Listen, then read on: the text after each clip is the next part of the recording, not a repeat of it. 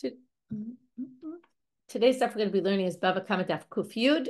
Remind everybody that the Siyum registration is up. We'll have a Shiur from Rabbanit Yael Shimoni, specifically connecting with can things actually ever go back to where they were before? You know, can we actually, after damaging, really relating to laws of damages that we've been discussing, very interesting and relevant topic for right now. We'll hear from one of our learners, Terry Kravosha. So it should be a really nice Siyum. It's on Zoom on March 3rd. You're all invited. And if you're in Israel, you can join one of the local Siyums if you're nearby. And if you're in America, check with your local groups if there's a Siyum going on. Today's stuff is sponsored by Mona Fishbane in loving memory of her beloved daughter-in-law, Leah Levitz Fishbane, Leah Gabriela Bat Yaakov Etebea. Leah was a beautiful neshama. May her memory be a blessing. Okay, we're going to get started with the bottom of Kuf Tet Amud Bet. Before we start, I just want to go back to the very last figure, which I kind of rushed through, and I really wanted to talk about, clarify exactly what this issue is with the Steach Huzah. What we're talking about here is if somebody sanctifies, it wasn't a sale, I didn't explain it correctly yesterday. If somebody sanctifies a field and says, basically, I'm giving this field to the temple, and it's called a Steach Huzah, it's a certain type of field. When they do this, they're not really giving the field to the temple. What are they doing? They're giving the value of the field. And what they're supposed to do is eventually pay the value of the field to the temple, and then they get their field back. But if they don't do this, then the treasurer has the right to basically sell the field because it is really owned by the temple right now. So the temple treasurer can sell the field to anybody. So if they sell the field, because then the money goes to the temple, and then the field gets owned by somebody else. However, the law is that when this happens, it reverts back to a kohen in the Jubilee year. It doesn't go back to its original owner in the Jubilee year. It goes to the kohanim that are on the mishmar when this happens.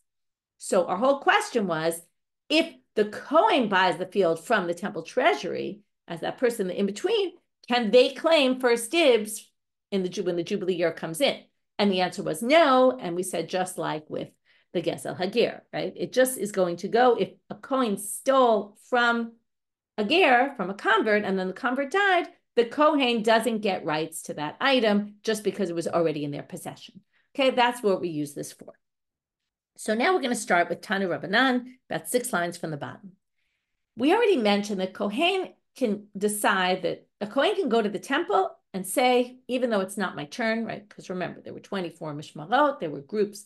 Every week, a different family was in the mishmar, it was on duty. And now we're going to say, what if it's not my week? I'm a kohen, a male kohen, because only males did the avod in the temple. And so let's say a male kohen comes, wants to bring a sacrifice. Now, what happens? We're talking specifically here about a chatat and an asham. This is a sin offering and a guilt offering. Both of those, the meat goes to the kohen. Okay, let's say in Ola, all the meat gets burned, remember? And the hide gets burned. The shlamim, the owner gets it, but in a chatat and an asham, the kohanim get the meat, and which kohen? The ones who did the work in the temple. So let's say this kohen wants to bring a sacrifice and wants to bring it when it's not their week. Are they allowed to do that? So the fact is they are, and that's what this bright is going to talk about. Minayin the kohen shabal makriv korbonotav b'chol eid b'chol sha'ah she'yirtzeh. They can come whenever they want. How do we know this? Talmud Lomar, because it says, Uba b'chol avat nafsho v'sheret. Okay, the kohen can come whenever he wants. This is a pasuk. Okay, I brought the study guide today is mostly psukim. There's a little bit of charts, but mostly psukim. The psukim are in Devarim. These psukim we're going to read right now, chapter 18, verses 6 through 8. And it basically says, Ki yavo ha-levi me'achad sharecha. If a Levi comes in here, the Levi really means kohen. There's a lot of times in the Torah where Levi means kohen. Kohanim, if you remember, are from Shevet Levi. Just Levi is a more inclusive term of other people from Shevet Levi who aren't kohanim. In this case, it's really a kohen. Okay, well, I'm skipping a little bit. Uba b'chol avat nafsho. And he comes whenever he wants, it sounds like, to the temple, to Elam HaKom Asher Yivchar Hashem, b'shereit b'shem Hashem Elokav. And then he can work and go do his own sacrifices. Now, he can't do sacrifices that other people bring that week, but he can do his own sacrifices. Well, now the Gemara is going to say, how do we know this? Because it says, you can come and work whenever you want. Now, how do you know? Now, the kohanim on that mishmar is supposed to get the meat and the hide. But how does it work? If you did the sacrifice, you get the meat and the hide if you're the kohen. So how do I know if I'm a male kohen and I do my own work, my own sacrifice, when it's not my week, I also get the hide? Well, it says, Ish et kodoshav lo yihiyeh. Okay, this is in the section that we read yesterday, which was the section that they said has to do with Gezel Hagir. I'm going to actually read it right now, even though we don't really need this whole section right now, but it's going to be used a lot today anyway. So let's read it. In Bamidbar chapter 5, it talks about in verse 6, speak to Bnei Israel, Isha Isha Asher Yasu Mikol Chatat Adam, Lim'ol Ma'al B'Hashem. If you remember Lim'ol Ma'al B'Hashem, we connected to the Lim'ol Ma'al that was discussed in Vayikra Hey. Right, this is Vayikra Hey and Dvarim Hey. We said they're talking about the same thing. This is where we learned that there has to be a confession in order to pay the chomesh and all that.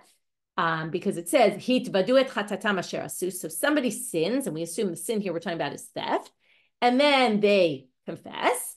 Veheshivet ashamo berosho, which we learned is the keren. They have to return the principal, because that's the guilty item as it was in the beginning. V'chamishitav or chamishito yosef alav, and you have to add a fifth. This is the classic halacha that we learned from v'natan la'asher asham, when you give it to the one you stole from. V'im ein la'ish goel la'ashiv asham elav. This is where we learned about getzel hager. If a person doesn't have any relative to get it because they died and they have no heirs, which we said must be talking about a convert yesterday. Hasham hamushav la'ashem la kohen. Okay, now this is words we're going to darshan a lot today. Hasham hamushav.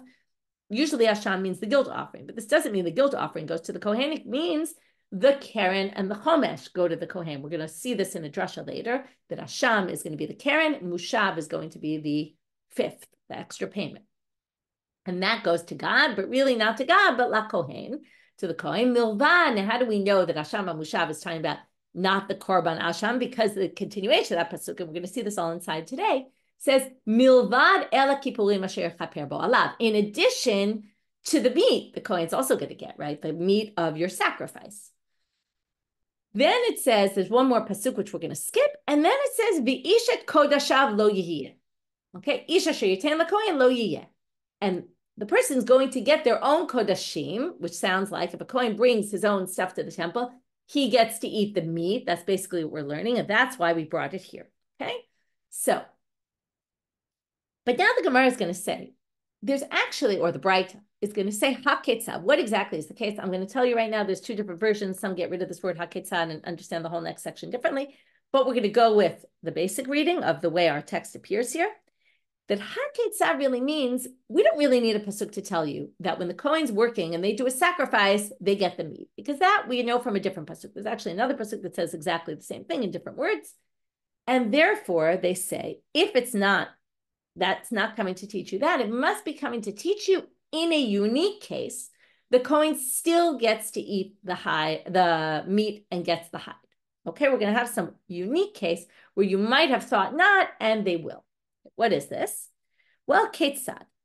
Im haya ba'al mum, and we're going to learn a few different things here. And then we're going to have a number of cases that kind of are all based on the same principle, which we'll get to in a minute. A Baal Mum, let's talk about a blemished kohen. A blemished kohen is not allowed to work in the temple, but is allowed to eat sacrificial meat that goes to the kohanim. So if you had a Baal Mum who wants to bring their own sacrifice, notzna lekohen shaboto mishmar. They can't bring it themselves, and we're going to learn in a second, they can't appoint any kohen they want. Okay, we'll talk about this in one more minute. Let me just finish the sentence. Ve'avodata ve'ora shelo. I wanted to get to the end because that's really what they're learning from the pasuk. Isha kodashav lo yiyeh, you get to eat your own sacrificial meat, even if you're a Baal Mum and you're blemished and you can't bring the korban. Usually the one who brings the korban is the one who gets to eat it. But since you're a kohen and you're Baal Mum, so you can't bring it, and you have someone else bring your sacrifice for you, but you can actually, you get the meat and the hide. Okay, some people think this isn't true, and that actually it goes to the Anshe Mishmar also, and they have a whole different version here. But according to our version, you get it. Now here we're going to talk about a basic principle, which is, I can appoint a messenger. Okay, you might be wondering, what does it have to do with messengers? We're going to get there in a minute. I can appoint a messenger to do something I can do myself, but I can't appoint a messenger to do something I can't do myself. So what do we learn here? A kohen, if they want to do the avoda any week they want, they can go to the temple and work in the temple. And then they do the work, and then they get the hide and the meat. So if they can do the avoda in the temple, they can therefore decide that even though the default is that whoever's on duty that week, it's their mishmar, they get to do the avoda and they get to get the hide and the meat. But if a kohen who theoretically could go on their own and bring it decides to send a messenger instead and say, oh, you know what? I don't want to do it myself, but I also don't want to give it to the kohanim and that mishmar. I want my friend to do it and let them get the hide and all that. They can do it. Because since they themselves could go sacrifice it, they themselves can appoint a shaliach. But a blemished, and this is the first part of the sentence, a blemished kohen who actually can't sacrifice it themselves can't appoint a messenger to sacrifice it for them. So they have to go to the default option of give it to the kohanim on that mishmar. So we have a split here. They can eat, and therefore they can actually get the hide and the meat. But since they can't sacrifice, they can't appoint any kohen that they want, which we're going to see the opposite case in a minute of someone who can appoint anyone to eat anything they want, but they can't get the food. Okay, it's going to be the opposite. So that's the principle here, and we're going to see it in the next few cases. We're now at the top of Kuf Yud. If they were old or sick, since they can theoretically, and we're going to talk about this in a minute, what does it mean theoretically? Since they theoretically could sacrifice. By the way, some people say from here, you see there's no upper limit of age for when a kohen can sacrifice. It's not like you max out and can't sacrifice past a certain age. Some people say this. But anyway, since they could theoretically bring it on their own, therefore they have the right to choose which kohen they want to do it. And it doesn't have to be a kohen who's on duty that week. Because again, the principle being, if I can do something myself, I can appoint a shaliach to do it. But since they can't eat the meat, we'll see why soon. We don't really know why a sick or elderly person can't eat the meat, but we're going to assume right now they can't eat the meat. Therefore, it's the flip case of the Balmul. If they can't eat the food and they can't appoint the kohen who did the sacrifice doesn't get the food because they can't appoint a shaliach to eat for them because they can't eat themselves. So therefore, it goes to the default option. Again, the default option is always the people working in the temple that week. So the Gemara says, wait, I need to understand this better. What exactly is the case of an old person or a sick person? If they could work in the temple, well, then then they should also get the hide. And the avoda means here the reward of the avoda, which is the meat. So they should get the meat and the hide. And if they can't work in the temple, well, then if they're too old or sick to work in the temple, then they shouldn't be able to appoint any messenger they want. It should revert back to the default option. You can't do it yourself. You can't make a messenger, and then the Anshe Mishmar should get it. So something doesn't make sense here. So Rav Papa explains, the issue is that they can do the work, but with a huge amount of energy that they just don't really have. So how does this work? Well, and now we have to explain why there's the distinction between the being able to appoint any messenger you want to do, any kohen you want to do the sacrificing, but not for the eating part. If you can do the work in the temple, but you do it much slower, it's more difficult for you, but you actually physically could do it, then that's still considered avoda. Okay, so even if you do it a little more slowly or with a lot of effort and exhaust yourself, still that's considered avoda. And therefore, you can make a messenger for this. But if you can't really eat and you shove food in your mouth anyway, that's called achila gasa. Achila gasa means, right, it's disgusting. If you can't eat, okay, this by the way, if you eat a crazy amount of food on Yom Kippur, you're actually not liable by Torah law. Because we don't call achila gasa eating, okay? It comes up in all sorts of halachot. For example, Sudash Lishit, there's one really unique source that claims that if you're not hungry from eating lunch and you try to shove food down your throat for Sudash Lishit to be yotze the halacha of eating 3 meals on Shabbat, that's actually not called eating, and therefore you're exempt from Sudash Lishit. So it's a good, interesting halacha there. So not most commentaries don't hold by this, but I always relate it to that because sometimes you just feel so stuffed that you really can't eat. So now they say, achila gasa is lav klumhu. That's nothing. Meaning it's not called food. It's not called eating. And that's why they're assuming we're talking about a sick or elderly person that really can't eat food. Okay, and if they were to eat food, it would be considered excessive, and therefore, mishum hachi avodatav oral anshe mishmar. So we have these two reverse cases. The Balmum can eat but can't do the avoda. So when it comes to the eating, they actually get it themselves, or theoretically can appoint someone to get it, even though they didn't talk about that. But the sacrificing, it just has to default to the anshe mishmar because they don't have the ability to sacrifice themselves. Whereas the elderly person or sick person could sacrifice theoretically themselves, but therefore can appoint someone to do that part. But since they can't eat it, they therefore can't appoint someone to eat it, and the food goes to whatever kohen is on that mishmar. Okay, next case. I'm a ramification. Imayach kohen tameh bekorban tzibur. You might remember we learned this a long time ago. We discussed it a lot in Psachim and in other places as well. This concept of tuma hutra b'tzibur. If the majority of the people are impure, we can bring a korban anyway. If it's a korban, if a communal korban and the kohen is tameh, you can sacrifice it. Okay, so and if the majority of kohanim are tameim, they can sacrifice korbanot even though they're impure. But a kohen is impure, can't eat the sacrifice. It allows you to sacrifice, doesn't allow you to eat. So if we had a kohen tameh who is bringing a korban tzibur, a communal korban, notna lecho mish yirtzeh. He can appoint whatever kohen he wants. Because again, if he can sacrifice it, even though he's impure, he can appoint anyone he wants. But the meat and the hide, assuming it's a korban tzibur where they eat it, right? Some of them have where you eat them. A lot of them are olot, where they're totally burnt. We're obviously talking about one that can be eaten. That would go to the default to the people who are on mishmar there because the kohen who's impure can't eat them. So now we're going to, again, get this question. We don't really get the scenario. Okay, well, you can only have an impure kohen do it if there aren't tahorim, if the majority of the kohanim are tmeim. But if there's people who are tahor, then of course this kohen shouldn't be doing it. And if there's no tahorim, well then avodatava oral and shem mishmar, well, then who are you giving the meat and the hide to? You have kohanim that are all tmeim. They can't do the avoda because they're tmeim. And then they can't eat the meat. So what are you giving them to impure people? The whole premise was, you're tameh, you can't eat it. Also, they can't eat it. So Rava comes up with this creative solution. All the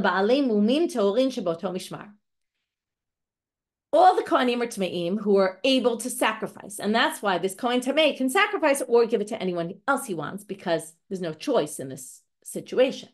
But if it's a blemished kohen, then the blemished kohanim are tolim. They can't do the avoda because they're blemished, but they can't eat the meat. So that's who's going to get the hide. There's blemished kohanim who are on that mishmar because they also came to the temple and they did certain work. They would take out, if you remember, the worms from the wood. They would do other kinds of work that wasn't considered the real avoda, but it wasn't the ritual sacrificing avoda, but it was other side things they would do. So basically, they were the ones who would get it. Now we found a situation where this would make sense. Okay, last case in this slew of cases, and then we'll move on to the next Mishnah. Again, these are all based on the same principle, which is if you can do it yourself, you can appoint someone else to do it, and then it doesn't have to default to the kohanim on that mishmar. But anything you can't do yourself, then you can't choose who's going to do it. So now we have one last case, which is really, the Gemara is going to say this is so obvious from all the others, and Rav Ashi always has the last word. And he comes later than everyone else, and they're going to kind of say, "Oh, what are you trying to teach us? This is quite obvious." Again, if you know, we'll see in a minute how they say it's obvious. But im hayach kohen gadol onin, the kohen gadol is an onin. That means his father or mother or wife or some close relative died, and they haven't yet buried. All other kohanim can't work in the temple then, but the kohen gadol works in the temple. You might remember this from the Torah. Notna lekol kohen shirtzeh v'avodatava oral anshe mishmar. So now again, they are allowed to work in the temple, and therefore they could choose, if they don't want to do it, they could choose whatever kohen they want. And they can't eat, though. You're not allowed to eat sacrificial meat when you're an onin. You just get to do the avoda, the work in the temple, but you don't get to eat the sacrificial meat. So therefore, you already know, can fill this in, the avodatava ora, go to the anshe mishmar. So now the Gemara says, my kamashon, what are you trying to teach us? Anything Rav Ashi just said appears explicitly in a Tanaitic source. Tanina, it says, Kohen gadol makriv onin ve'eno ochel, ve'eno cholek le'echol ha'erev. A kohen gadol who's an onin sacrifices, but doesn't eat and doesn't get any of the portions that are generally distributed between the people. If you remember, this is something we learned a really long time ago. The Anshe Mishmar split up all the stuff, but the Kohen Gadol has first dibs to anything. The Kohen Gadol could take anything they want that week, any week. So in this case, when you're an onen, you don't get any portion. So now if once we know that from the Talmudic source, then we can make the easy jump to what we just said after all the sources we already brought, which is just applying it, which is therefore the sacrificing part, which the Kohen Gadol could do, he could pass on to someone else and choose which Kohen he wants to do that. But the part about the eating, right, the food, he doesn't get because he doesn't get to choose who it goes to. It's going to go to the kohanim on that mishmar because he himself can't eat. To which the Gemara answers, we'll tell you what Rav Ashi was trying to teach you. Sal kadat hachamini, you might have thought, now why is the Kohen Gadol, when he's an onen, does he work?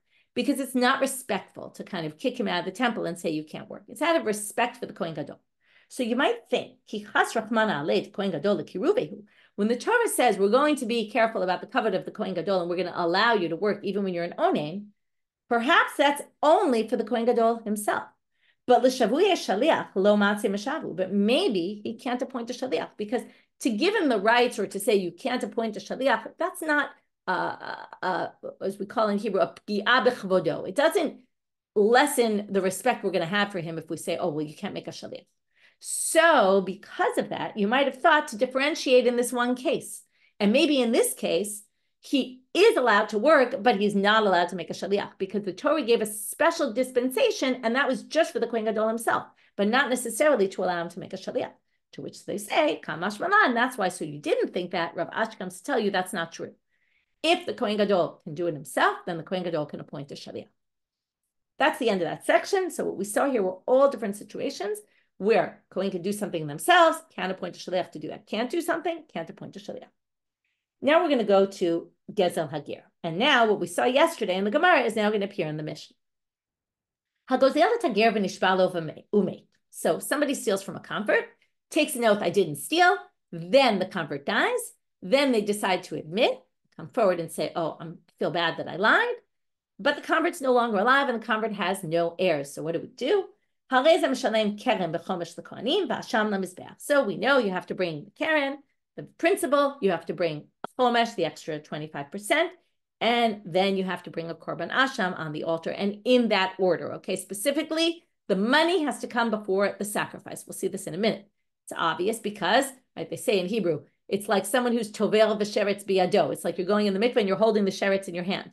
If you try to get atonement by bringing a korban asham before you've actually returned the stolen item, what have you done? You can't get atonement without having returned the stolen item. It's a prerequisite to getting atonement.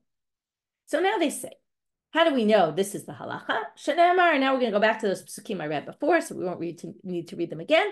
V'im ein leish goel lahashiv ha'asham elav, ha'asham amushav la'ashem l'kohen v'vad el kippurim asher chaper bo alah. So this is, right, you don't have any redeeming relative, any relative who can get it for you, any heirs. So again, the asham hamushav la'ashem, that means, we're going to see later in the Braita, the keren and the chomesh go to the Hashem, the kohen, and in addition to the korban asham, which also goes to the kohen, obviously, because the kohen, we already said, gets the meat of the korban asham. Now we're going to talk about the order, like I said before. Now, what if you gave the money and the korban asham umet, but you're now bringing the money to the temple, and you're bringing an animal you designated to the temple, but you die on the way. Now, it's not the ger who dies. The ger already died. Now you're going to the kohen to bring all this, and you die on the way.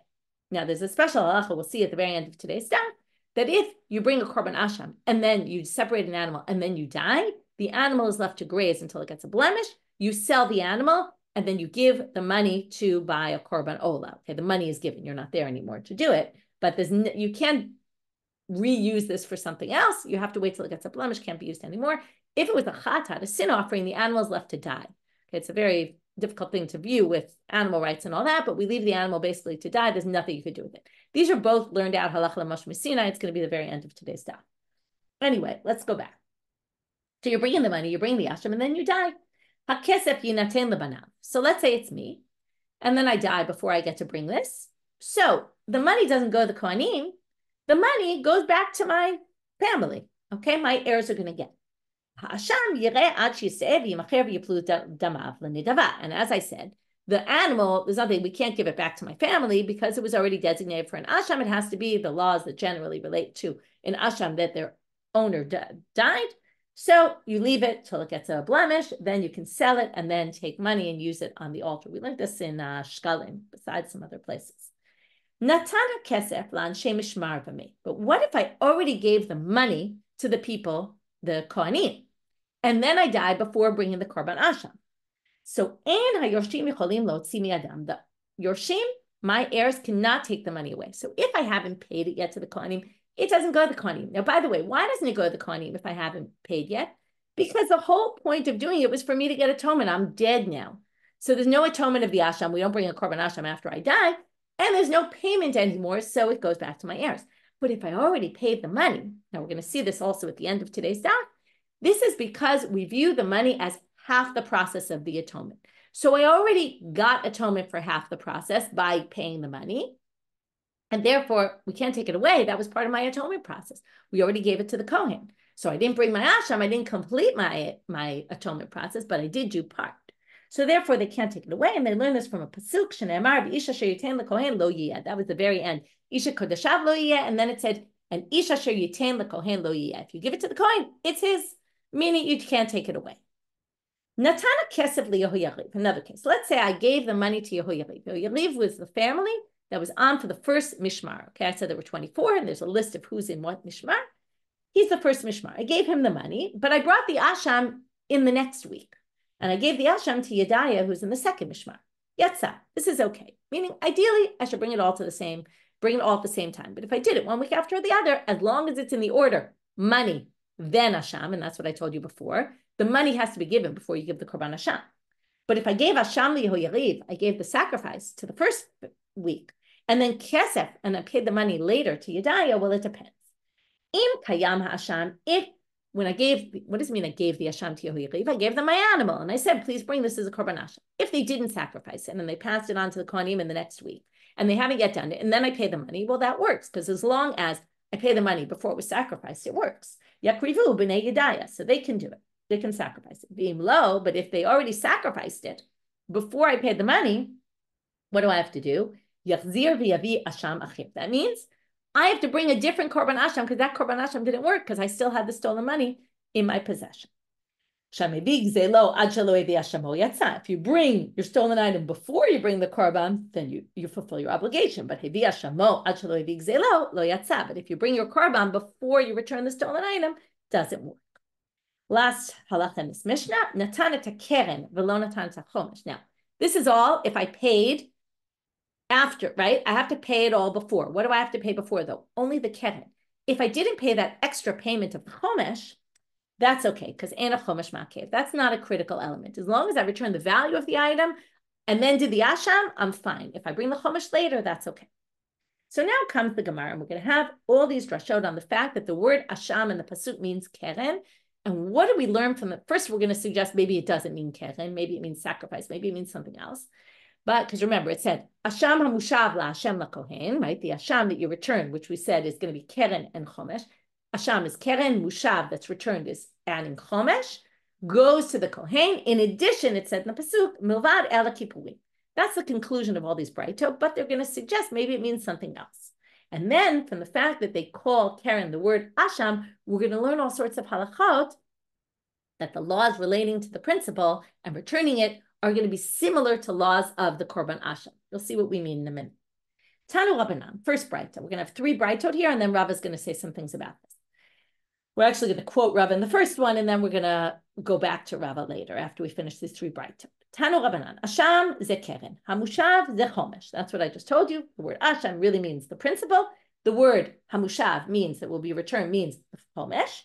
Oh, we know elo, or maybe asham ze ayil. Maybe the asham is actually the sacrifice. Now, the Gemara stops the braytot in the middle and says, "L'may nafkamina." What's the relevance of this question? Well, because if you say asham is really the sacrifice, then we can override. We can say this braytot contradicts Rava. What did Rava say? Now we're going to start learning. Rava is going to say there's all these halachot of the keren returning the principle that are equivalent to laws of sacrifices. Sacrifices can't be brought at night. So likewise, you can't return the money at night because it's got the same law because it's called asham.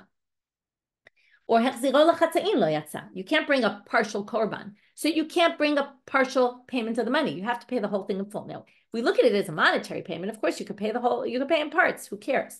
But if you look at it as a sacrifice, meaning it's like a sacrifice, then you can't do it in parts because there's no such thing as bringing a sacrifice in parts.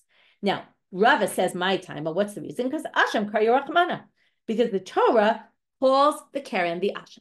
So if this is all, what would be the relevance of this Braita, this question? So the relevance of the Braita's question is, does this Braita raise a question for Rava or not? Because Rava thinks asham for sure means the keren. If you say not, then you could say maybe Rava's wrong. So to which the Gemara now goes back to the Braita and says, well, it's obviously the keren because it mentions in addition to the sacrifice, which means the first part of the pasuk wasn't talking about the sacrifice. Second Braita that's very similar. So again, same drasha, but now they're going to suggest something different in the, or maybe, maybe the asham is not the sacrifice, because we already know from the previous it wasn't, but maybe the asham is actually the fifth. Now, what would be the relevance of saying that the word asham is relating to the fifth, the extra payment, the mine of kamina? It would then go against our Mishnah, this Braita, because what did our Mishnah say at the very last line? The chomesh is not a critical element. Now, if you call the word asham, you call chomesh asham, it's obviously an essential part because it sounds like it's the korban, and the korban is essential. So you would say adrabah chomesh ma'akev if you would say that. So now going back again, this is the previous pasuk. It says you return the ashamo birosho, and then you say and the chomesh. So that means the ashamo is the keren and the chomesh is the chomesh. So in other words, and the mushav in that next pasuk is the chomesh. It can't be the asham because the asham is relating to the previous pasuk where the asham is clearly the keren because it's listed next to the chomesh. It can't be chomesh. Habe omer asham is keren. So clearly asham is keren. Third Braita that can also prove asham is keren. Tani idach asham is keren, hamushav is chomesh. Ubegezel agera katuv medaber. Okay, now they're asking a different question. Is this talking about gezel hager, stealing gezela, okay, specifically or geneva? We'll see this in a minute what they mean. O eno ela hamushav ze kefel. Maybe hamushav is not chomesh, it's the added kefel payment. And maybe what it's saying is b'gneva hagera katuv medaber. Maybe it's talking about when there's theft, that's geneva. Remember, the difference between geva and gezela is done out in the open. Geneva is done in secret. And because it's done in secret, you actually have to pay the kefel when witnesses come and testify against you. So now they're going to say, in this whole halacha of gezel hager, which means you stole from a ger and then the ger died and now you're giving it to the kohen instead. Maybe if it was geneva, you'd have to pay kefel, and that's what the word mushav is coming to say. Ha-mushav is not adding chomesh, it's adding kefel, and saying we're talking about a geneva case. And then there would be kefel. So they say, no, it can't be because the pasuk before that we just read, heshivit ashamo b'rosho v'chamishito, there it's talking about the keren. Birosho means we already learned this already. Mamona mishalem birosh, which means the basic payment, and then the chomesh. From here you learn there's only a basic payment. You don't pay kefel, even if there's geneva for the ger. So if you steal from a ger and the ger dies, and you give to the kohen instead of the ger, you don't pay kefel. Goof. Now we're going to go back after this third Braita that basically they all showed asham means keren, and then hamushav means chomesh.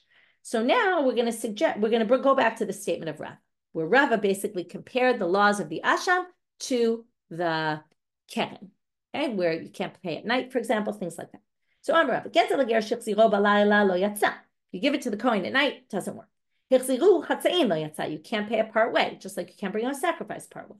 It's interesting to compare it to that because also the korban goes to the kohen and the keren goes to the kohen. So it's interesting. My time, asham kar yorachmana, because it calls it an asham. Now Rava is going to say some other things. When you give it back to the kohanim, and remember, it gets split up in all the kohanim that are working that week.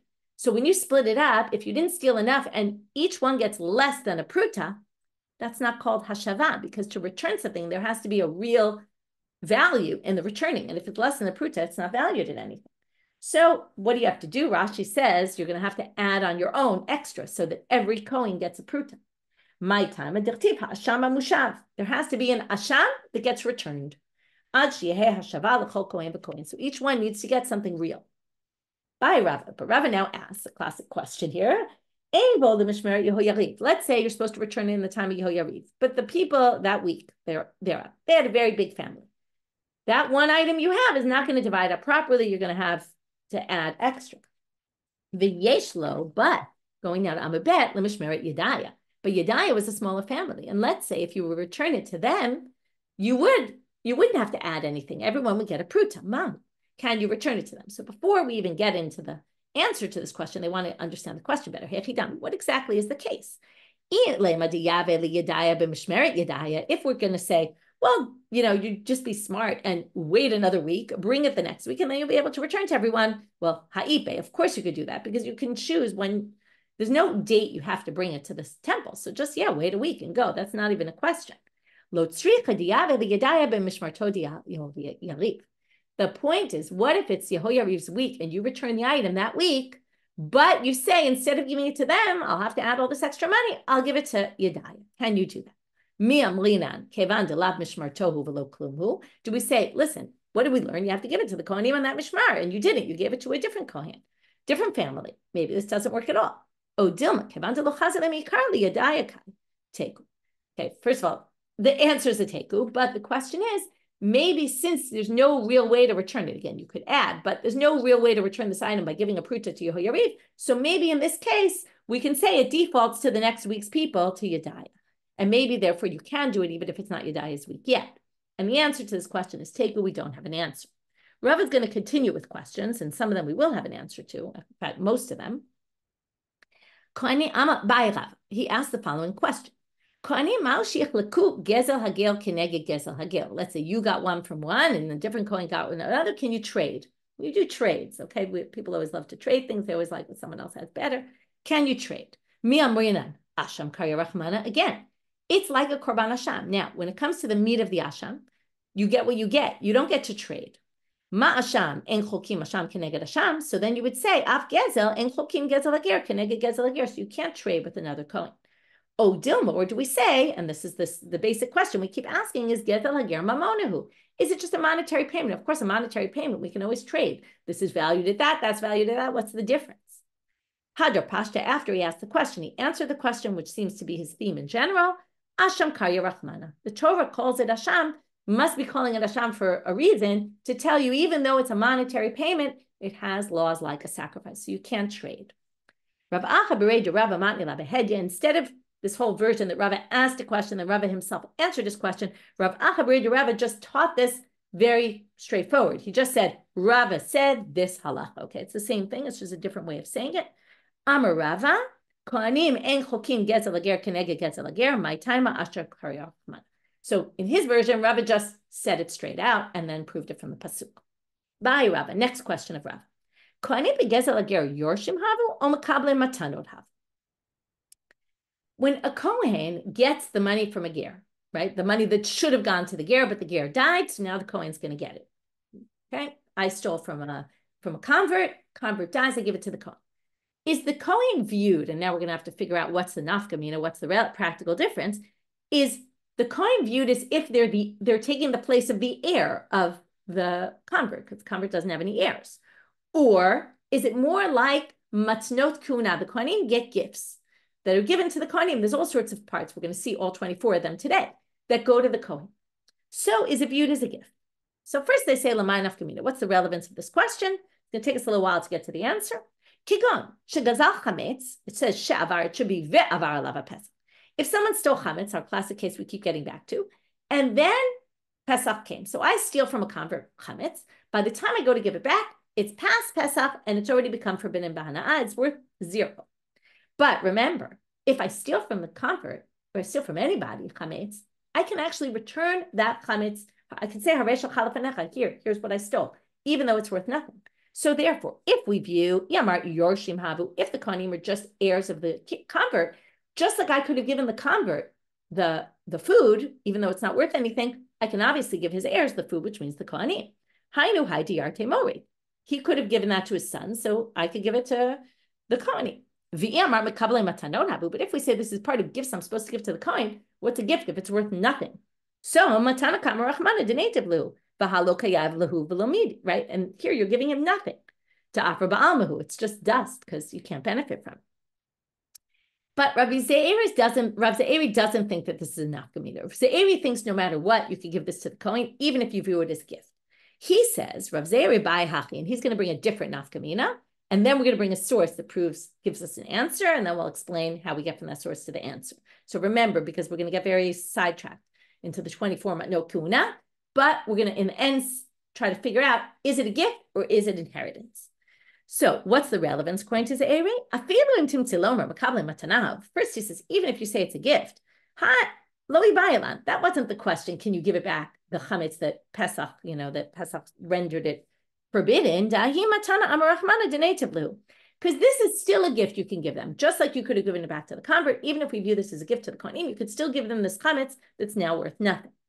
But here's the question.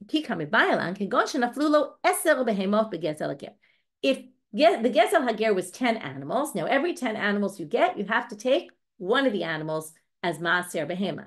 You have to tithe the 10 animals and give one for the tithes. So if you got 10 animals as gezel hager, do you have to take maaser or not? Now, if we say you're yorshim, if heirs inherited animals, and there were 10 that no one had taken maaser on them, you would have to take one of them and give for maaser. Or maybe you're viewed as a gift of the kahuna. Now, if you get it as a gift, you don't have to give the maaser bema. And that's the relevance of the question. So it's really going to be only relevant in a very unique situation where you inherited, where the gezel, the thing they stole was animals. You got 10 animals that hadn't been tithed yet. Do you have to tithe them? If you're a yoresh, yes. If you're a makabel matana, no. So back to the question, which is it? Yerusha or matana? Shma. Let's learn from here. They got 24 gifts. There were 24 things given to the kohanim. Okay, this is a bit of a strange thing. They were all given in pratu klal u'klal. Why is this? You can look in Bamidbar Yud Chet, chapter 18. Verse 8 is the beginning of the section. Verse 19 is the end of the section. Both of them have a very general pasuk. And then in between, it goes into the details of many of the gifts the kohanim get. So the beginning is L'chol kodshei b'nei Yisrael l'chanat tativ. All of the kodashim of the Jewish people I've given to you, and then it starts detailing which ones. And then it ends with Kol Trumat Kodashim Asher Yirivim B'nei Yisrael Hashem. All these gifts that they bring, again, a klal. So klal u'pratu klal, they were given with a structure of a klal u'pratu klal. And in the end of that pasuk, verse 19, it says Brit Melech Olam Hi. It's a covenant of salt. Now, what is a covenant of salt? Well, that relates to korbanot or you have to bring all salt with all your sacrifices. So they learn from this. What's the relevance of this being given b'klal u'pratu klal and with a brit melach? Anyone who fulfills giving these matanot to the kohen, ki'ilo mekayem. Okay, now I'm going to add some words here according to Rashi. All of the Torah which was given b'klal u'pratu klal and brit melach. It's as if you fulfilled all the mitzvahs in the Torah, and that we're all kind of given with these ways of darshaning, and you fulfilled as if you gave all the sacrifices, which is the brit melach, the salt. But if you don't give these matanot, it's as if you're going against all of the Torah and all the sacrifices. Now they get to ve'eluhein. Now, what are these 24? And eventually, the very last word is going to be gezel hager, which shows that gezel hager is a matana, and that's going to be the answer to our question. So let's go through the list. Eluhein, eser b'mikdash, v'arba b'Yerushalayim, v'eser b'gvulin. 10 are eaten in the temple. 4 have to be eaten in Jerusalem, and 10 can be eaten anywhere.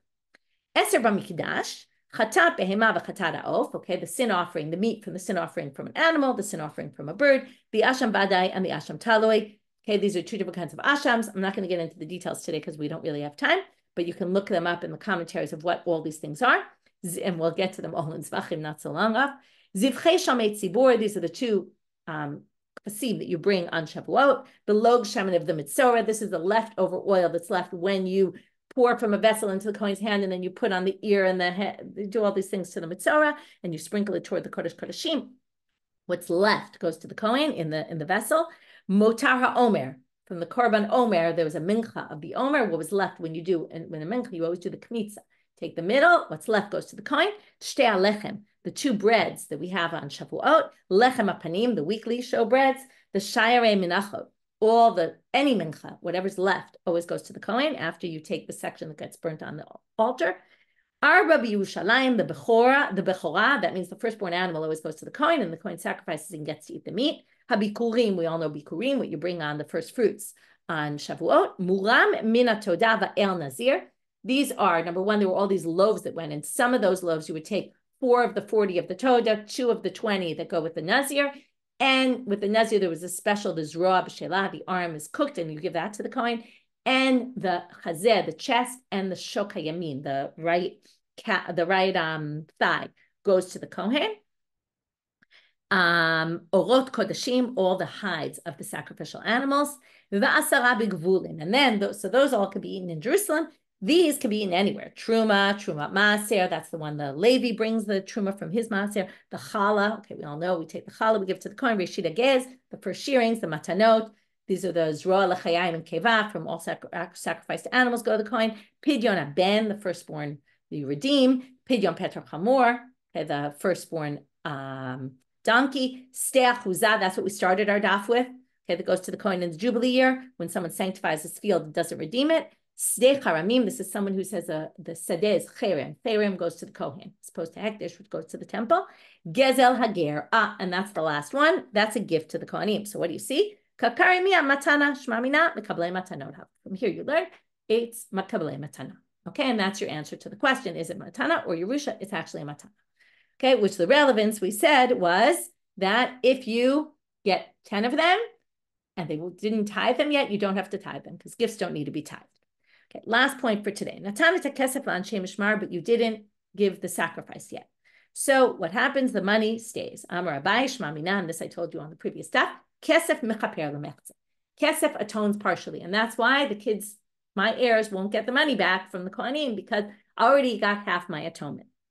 De'i lo mechaper, avamina mahad l'yoshim, because if it didn't, then it really would go back to the heirs. My timer, because we could say adata dachi lo yavle. I didn't give the kohanim the money for it to do nothing, so therefore the money goes back, okay? Therefore, it must have done something, because if I could claim I didn't do it to do nothing, it would have gone back to what it was before. So the Gemara says, wait a minute then. If that's the case,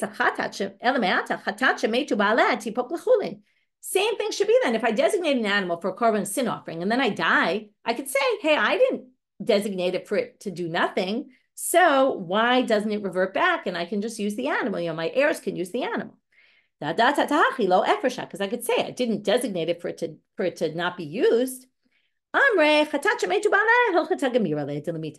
because it's a special, unique halacha. It was passed down the Moshe Sinai that a chatat that the owner dies has to be left to die. Okay, it just is. It doesn't have any logic to it. Same thing with the asham then, though, you should say. That was our case. I said designate the asham. What did we say? It has to be left to graze. Why didn't it just go to my heirs? I could say, my kids could say, she didn't designate it for it to do nothing. Well, again, same thing. Asham nami hilchata gemirale. It's alach lamosh misina. Kol shebachata meta ba'asham roeh. Now they end with this last question. Elameata yavama shenafla lefnei mukat shchin tipuk b'lo chalitza. Totally different topic. If my husband dies and we have no children, I'm supposed to do yibum with the brother. What if the brother's a mukat shchin, which is someone you're not allowed to marry, and it's he's full of boils and I don't want to marry him. It's disgusting. Maybe I don't even have to do chalitza because I could say adatadachi lo kichatzma. I never got married to my husband expecting that I was going to fall to yibum to his brother full of all these boils. No way would I have wanted that. To which they say, and then basically it should be like I'm undoing my marriage because I never really meant to do this for that purpose and I shouldn't even have to do chalitza. To which they answer, one of our favorite or not favorite lines, but here goes, Hatam anansade demenach naichalaba koldu. The woman for sure would have got married anyway. She wouldn't have been saying, I never would have done it had I known I would fall to yibum to your brother, because Karish Lakish, Tamarish Lakish, Tav Lametab Tandum, and Lametab Armelo women, certainly in those days, would always rather be with two rather than by themselves. They'd always rather be married. So she wouldn't be saying, oh, I never would have got married had I known that eventually I would end up with this Mukat Shleim brother to do Yibum with him. She can't say that because she probably would have got married anyway, and that's not a good claim for her. Okay, quick review of our daf, even though it's late. So we started with all these cases of kohen who could do or couldn't do something and therefore could decide to make a shaliach in any kohen they want, or does it default to the anshe mishmar if they can't do it? Then we moved on to the gezel hager. We talked about the order of how things have to happen. What if you die in the middle? And what happens with all that? Then we got to the fact that the word asham is really relating to Karen in the pasuk, and therefore we learn all sorts of halachot from a korban asham to the Karen. The Karen's not really, it is a mammon payment, but it's viewed differently, and it has all sorts of rules and regulations that apply to sacrifices as well. And that was mainly Rava, and there were some questions that were left unanswered there. And we then asked also, is it a matana or yerusha to the kohanim? And then we said it's really a matana. With that, we got to the 24 no kuna. And then we just discussed this last point about how the kesef is mechaper mechza. And it does work. Otherwise, it really would revert back, because you could say, on account of that, I never would have given the money, right? My heirs could say if it wasn't going to do anything. And then we had 3 questions, but all of those are different situations. With that, we finished for today. Wishing everyone a great day.